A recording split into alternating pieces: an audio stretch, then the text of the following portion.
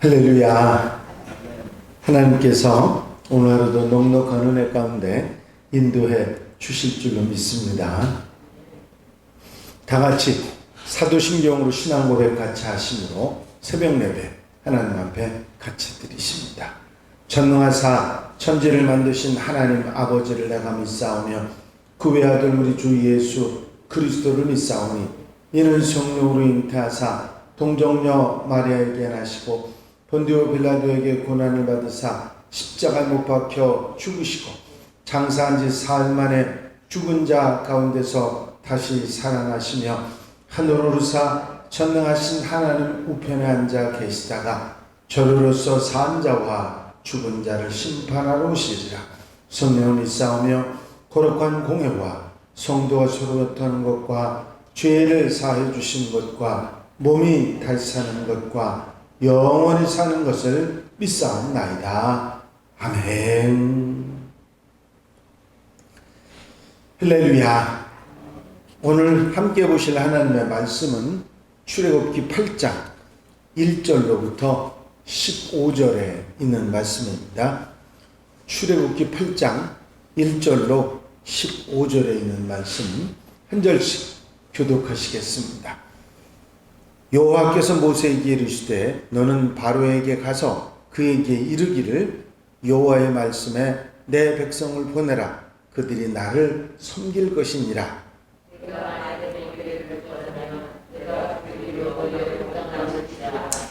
개구리가 나일강에서 무수히 생기고 올라와서 내 궁과 내 침실과 내 침상 위와 내 신하의 집과 내 백성과 내 화덕과 내 떡반죽 그릇에 들어갈 것이며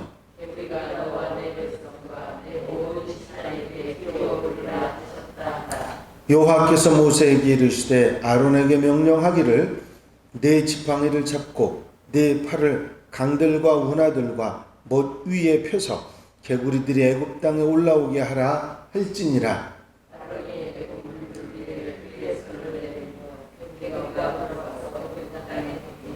요술사들도 자기의 요술대로 그와 같이 행하여 개구리가 애굽 땅에 올라오게 하였더라.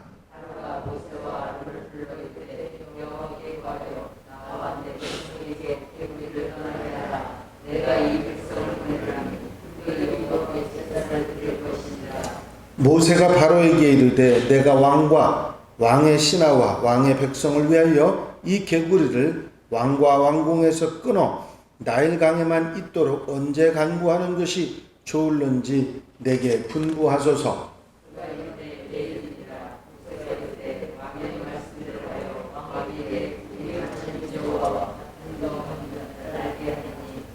개구리가 왕과 왕궁과 왕의 신하와 왕의 백성을 떠나서 나일강에만 있으리이다 하고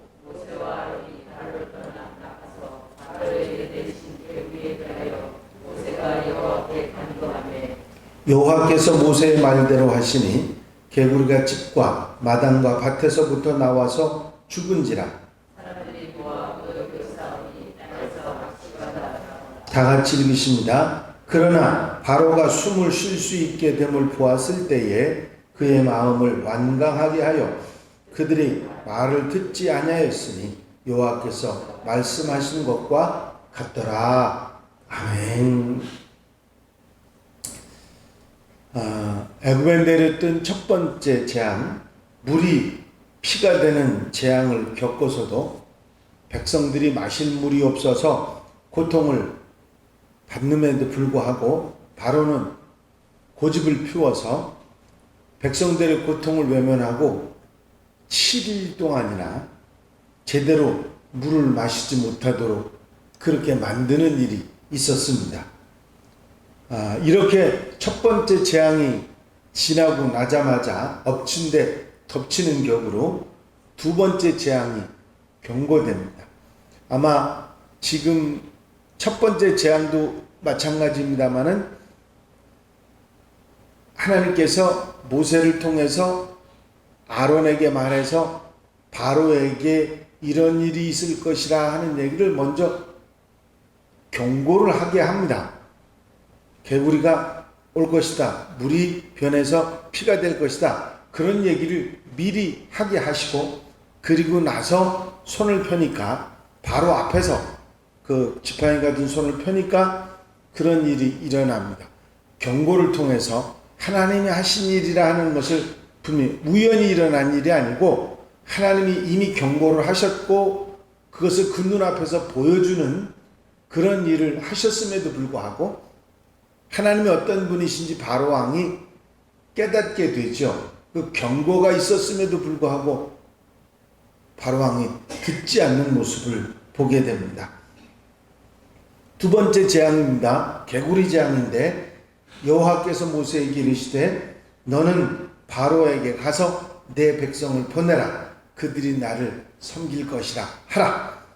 내가 만약에 내 백성 보내기를 거절하면 개구리로 너의 온 애굽 땅을 치리라. 그렇게 말을 하라. 경고를 미리 해주라 하는 얘기입니다. 이것은 개구리가 나오는 게 이상한 게 아니라 늘 있는 거니까 우연히 개구리가 많아졌다고 생각할 수도 있는데, 미리 경고를 하고 그 앞에서 보여주면 이것이 자연히 우연히 일어난 일이 아니라 하나님이 하시는 것이라 하는 것을 깨닫게 하려고 하는 말씀입니다. 개구리가 나일강으로부터 나와서 궁궐과 침실, 내 침상 위와 내 신하의 집과 내 백성과 내 화덕과 내 떡반죽 그릇에 들어갈 것이다. 그리고 너와 내 백성, 내 모든 신하에게 개구리가 기어오르자. 사실 개구리들이 사람에게 달려드는 일이 없습니다. 그리고 뭐 그릇에 올라가거나 그냥 그런 일들이 없는데, 그런 기어올라서 아무것도 하지 못하게 되는 그런 상황이 되게 되리라 예고를 하시는 것이죠. 아론에게 명해서 네 팔을 강과 운하 못 위에 펴서, 물이란 물 속에는 다 손을 펴서 개구리들을 온 애굽 땅에 올라오게 하라. 그래서 바로 왕 앞에서 아론이 지팡이를 잡은 팔을 펴니까, 물들에게 펴니까 그 말씀대로 개구리가 올라와서 애굽의 온 땅에 덮이게 됩니다. 그냥 덮인 정도가 아니라 사람들에게 기어올라왔으니까 머리고 뭐 얼굴이고 손이고 다 안고 침상이고 책상이고 개구리가 득실득실 했다고 하는 얘기죠. 그런데 물이 변해서 피가 된 그 역사를 애굽의 마술사들도 행하지 않았습니까? 똑같이 애굽의 요술사들도 개구리가 애굽 땅에 올라오게 하기는 했습니다. 일부 올라오긴 했지만 온 땅에 올라오도록 그렇게 하지는 못했죠.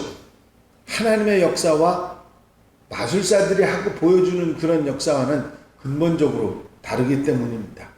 그런데 개구리가 올라오자마자, 그런 득식을 거리고 힘들게 하자마자 바로가 바로 모세를 부릅니다. 여호와께 구해서, 네 하나님에게 구해서 나와 내 백성에게서 개구리가 떠나게 해달라. 내가 이 백성을 하나님께 제사 드리게 섬기게 하기 위해서 내보내 줄 테니까 빨리 이 개구리를 떠나게 해달라고 그렇게 말합니다. 바로가 모세와 아론을 불러 이르되 여호와께 구하여 나와 내 백성에게서 개구리를 떠나게 하라. 내가 이 백성을 보내리니 그들이 여호와께 제사를 드릴 것이니라. 드디어 이제 처음 바로 왕의 입에서 이스라엘 백성들을 보내겠다고 하는 그런 허락이 떨어졌습니다. 피재앙이 있어서 일주일 동안이나 먹을물이 없어서 고생을 하고 나서도 정신을 못 차리더니 개구리 재앙에는 이렇게 빨리 반응한 이유가 무엇일까요? 15절에 보면 그 이유가 나와 있습니다. 그러나 바로가 숨을 쉴 수 있게 됨을 보았을 때에 그의 마음을 완강하게 하여 그의 말을 듣지 아니하였으니 여호와께서 말씀하신 것 같더라. 개구리 때문에 수만 번 제대로 쉬지 못하는 그런 지경에 이르렀다는 얘기입니다. 당장 개구리들 눈앞에서 뛰니까 숨을 마음대로 쉬지 못할 정도로 그렇게 힘들었다는 얘기지요. 그래서 빨리 이 개구리를 치워달라고 하나님께 말해서 이거 좀 치워달라고 바로가 펄쩍 뜁니다. 모세가 바로에게 말을 하죠.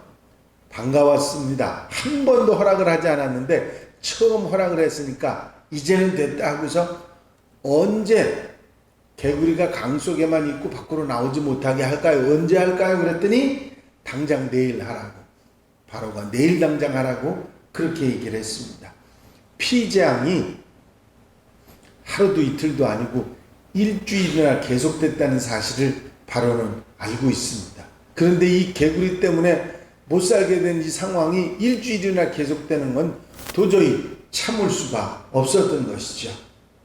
그래서 모세는 내가 하나님을 지금 이렇게 이런 역사를 일으킨 하나님을 바로 왕에게 알게 하기 위해서 당장 바로 왕의 말대로 내일 이 개구리들이 끊어지게 하겠다. 그렇게 장담을 합니다. 만약에 하나님이 하신 일이 아니라면 오늘 일어난 일이 내일 끊어질 이유가 오늘 막 개구리들이 난리 쳤는데 내일이 개구리가 없어질 이유가 없는 거거든요.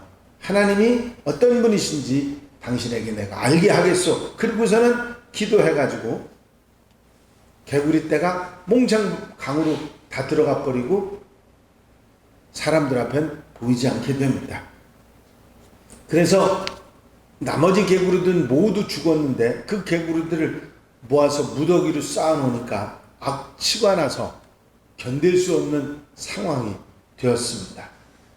그런데 이 개구리들이 없어지고 나서 죽고 나니까 바로가 분명히 하나님이 하신 일이라는 것을 경고를 통해서도 모세가 한 말을 통해서도 확실하게 알았습니다. 이게 아무나 하는 것이 아니고 요술사들이 할 수 있는 일, 일부는 만들 수 있지만 이렇게 엄청난 일을 하나님이 아니시고는 전능하신 하나님, 저들이 말하는 하나님이 아니시고는 할 수 없는 일이라는 걸 알았습니다. 그리고 아마 어렴풋이 짐작했을지 몰라요. 이거보다 더한 일도 일어날 수 있다. 그런 생각도 했을지 모릅니다. 그런데 개구리가 없어지니까 숨을 이제 편하게 쉴 수 있으니까 자신의 말을 번복해서 이스라엘 백성들이 나가는 걸 허락하지 않고 언제 내가 그랬느냐 하고 그런 모습이 됩니다. 바로가 숨을 쉴 수 있게 됨을 보았을 때에 그 마음을 완강하게 하여 그의 말을 듣지 아니하였으니 여호와께서 말씀하신 것과 같더라. 바로 왕이 이제 하나님이 이런 재앙을 내리셨다는 것도 확실하게 알았습니다. 그리고 이것을 거절하면 또 어떤 일이 일어날 수도 있다는 걸 알면서도 처음에는 허락을 했다가 그것을 뒤집어 버리는 그런 일이 일어났습니다. 이 이야기 가운데 우리가 분명히 깨달을 수 있는 것은 하나님의 뜻에 순종하지 않으면 그 재앙이 그걸로 끝나는 게 아니라 더 심해진다고 하는 사실이죠. 분명한 것은 코로나19를 통해서 하나님 우리에게 하나님의 뜻을 깨달아 알게 하시는 그런 경고가 있다고 하면 그것을 우리가 알고 순종할 때, 우리가 정신을 차리지 못할 때 더 심한 것이 생길 수도 있다는 사실을 우리가 분명히 알고 정신 차리고 깨어서 하나님 앞에 지혜로 살아가는 하나님의 백성들이 되어야 될 줄로 믿습니다. 경고가 있을 때 순종해야 됩니다. 하나님께서 이 일을 허락하셨을 때는 분명히 이유가 있고 바로 왕에게 그런 경고를 하셨을 때는 내 백성 이스라엘 보내지 않으면 이거보다 더 심한 일이 생길 수도 있다는 경고를 보내신 것과 마찬가지입니다. 그래서 하나님의 뜻을 깨달아 아는 것이 얼마나 중요한지를 우리가 알게 됩니다. 그렇습니다. 우리가 제가 그런 얘기를 한번 누가 우스갯소리를 이렇게 한 얘기를 여러분들한테 말씀드린 적이 있는데, 우리의 입을 마스크로 막은 거는 우리가 할 말은 하지 않고 하지 못할 말을 하니까 우리의 입을 마스크로 막지 않았습니까? 그런 얘기를 했듯이 우리가 정신 차리고 깨고 하나님의 경고를 가볍게 생각하지 않는 그런 성도들, 깨달아 아는 성도들이 되어야 될 줄로 믿습니다. 바로 왕은 재앙이 물러가니까 그거를 악용합니다. 자기의 뜻을 말하는 것을 거두어 버리죠. 재앙이 물러간 기회를 선용해야지 악용하면 그것이 더 힘들어진다는 사실을 깨닫게 됩니다. 사단은 결단코 자기가 할 일을 포기하지 않습니다. 우리가 이겨내고 승리해야 되는 줄로 믿습니다. 이 바로의 모습이 바로 사단의 모습이고, 바로 왕이 하는 짓이 사단이 하는 짓을 대표하는 이야기임을 우리가 깨닫고 우리의 삶 속에서 우리가 어떻게 살아야 하는지 지혜를 얻는, 이 말씀 가운데 지혜를 얻는 성도들이 되시기를 바랍니다. 기도드리십니다. 사랑과 은혜가 영시 많으신 아버지 하나님, 피재앙과 개구리 재앙을 통해서 바로에게 그리고 애굽 백성들에게 경고를 하시는 하나님의 음성을 듣지 않고 그들이 불순종하고 어리석은 마음을 가짐으로 인해서 재앙이 더 심하게 왔던 것을 기억합니다. 우리가 하나님의 뜻을 깨달아 알고 순종하는 것이 얼마나 큰 지혜고 그것이 얼마나 축복인지를 다시 한번 깨닫고 하나님의 말씀을 따라 믿음과 순종으로 살아가는 하나님의 백성들이 되게 하여 주시옵소서. 이 한날의 삶을 온전히 주께 의지하오니 주님이 앞서가시고 주님이 인도하시는 대로 따라가며 아름답고 귀하고 복되게 사는 한날이 되게 하옵소서.